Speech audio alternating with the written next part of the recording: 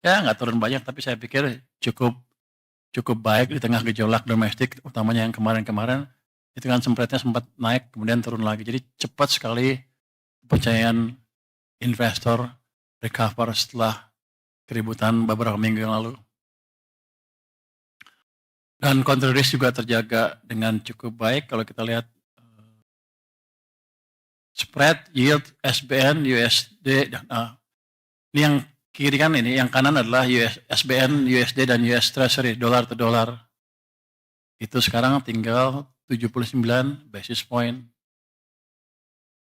Kalau kita lihat historically, ini amat rendah dibanding biasanya. Kalau kita nanti membaik terus ekonominya, saya pikir ini akan turun terus yieldnya. Ya spread yield dengan US Treasury. Oke, next. Inflasi cukup stabil, ini menopang daya beli masyarakat, ini di tengah banyak negara yang masih berjuang mengatasi tekanan. Jadi kita lumayan baik di level, kalau kita lihat di situ 2,31% ya. Ini level inflasi yang amat ideal. Jadi inflasi yang bagus tuh bukan 0, bukan juga di atas 10. Tapi sekarang konsensus ekonomi global tuh antara 1-3%, dan kita sekarang di 2,3, ya level yang pas lah. Inflasi Indonesia rendah di antara banyak negara yang berjuang mengatasi inflasi, seperti saya bilang tadi. Dibanding negara lain kita bagus. Singapura lihat ya 0,6%, itu nggak bagus, itu jelek. Di bawah 1,5% biasanya jelek karena demandnya terlalu rendah. Jadi patokan ekonomi itu seperti itu. Malaysia 1,2, agak jelek. Kita lumayan lah, kita ideal.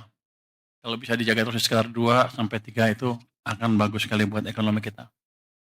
Oke, next. Kalau kata siapa zaman dulu? Gubernur Bank Sentral Amerika yang terkenal siapa?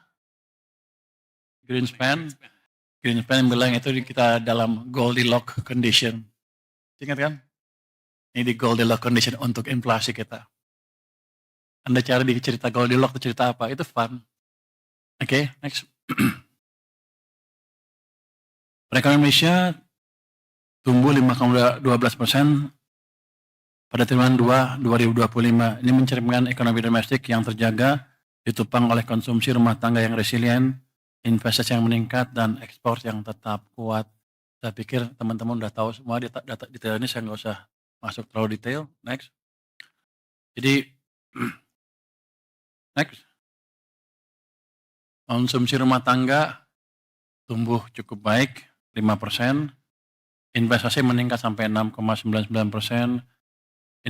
Investasi bangunan tumbuh 4,9%, dan investasi mesin tumbuh 25,3%. Ini kan masa lalu ya. Bagian dari Anda anggap angka ini salah, 5,12 katanya 5 tambah 1 tambah 2, 8. Tapi bukan itu. Di belakangnya kalau Anda lihat laju pertumbuhan uang, pada triwulan kedua tuh tumbuh uangnya cukup kenceng. Jadi emang itu yang mendorong belanja konsumen tumbuh kuat 5%. Karena emang pada waktu itu digenjot uang sampai dengan bulan April.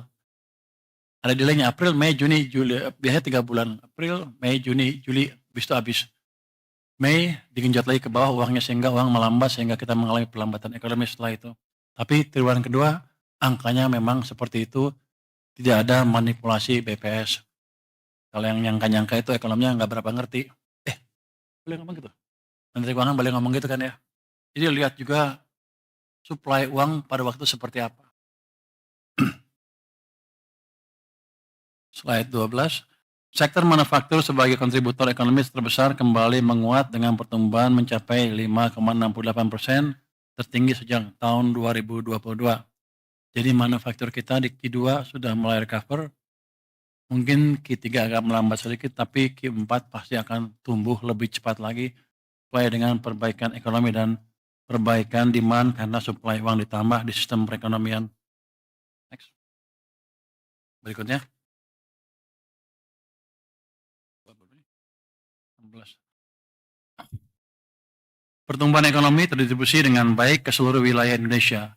Pulau Jawa tetap menjadi kontributor utama perekonomian nasional dengan pangsa PDB sebesar 59,6% dan pertumbuhan mencapai 5,2%. Jadi kalau kita lihat sebetulnya kalau pangsa tuh jarang perubahannya lambat sekali. Kita lihat pertumbuhannya aja deh.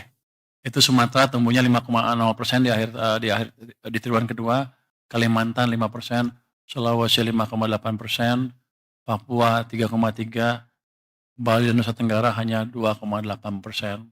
Jadi kita tahu kelemahan kita di mana, nanti itu kan kita perbaiki Bali, Nusa Tenggara, Papua, dan Nusa Tenggara ya.